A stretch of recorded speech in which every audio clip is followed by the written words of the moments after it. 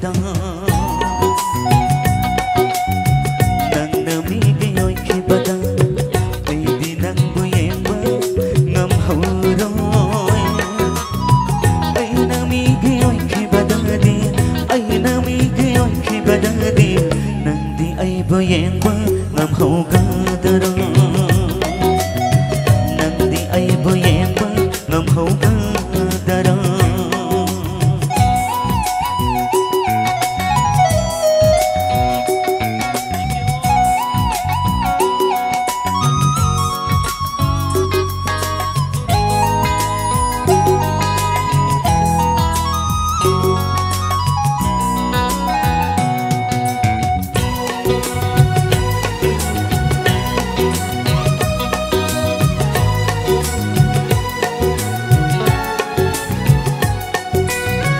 Malim si dalay tre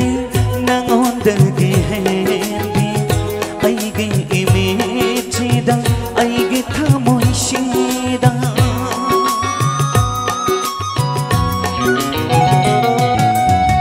Malim si dalay tre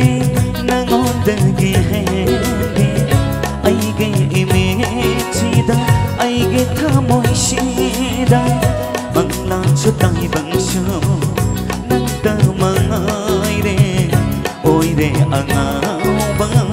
nung sinakada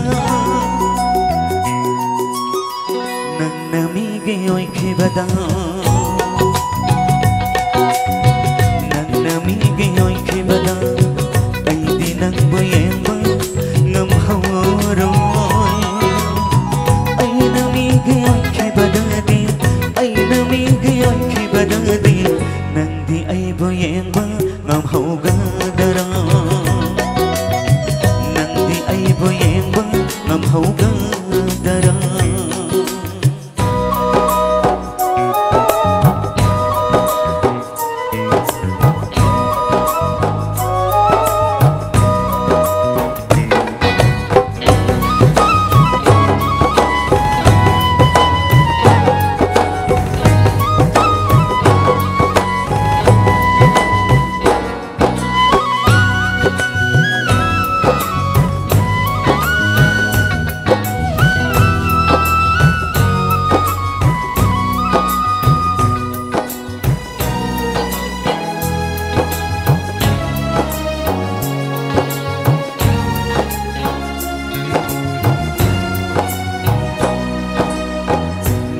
Bahenan kibana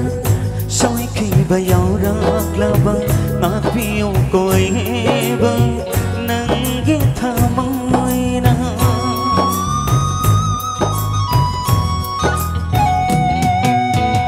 nung si bahenan kibana soi khi bayaw rak laba mapiyo koy ba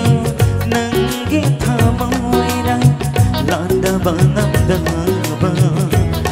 oi mapupi khandok piu nung si bani hai na nang namigay oi kibada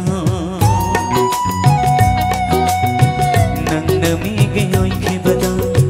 ay di nang buyemba ngam hauroy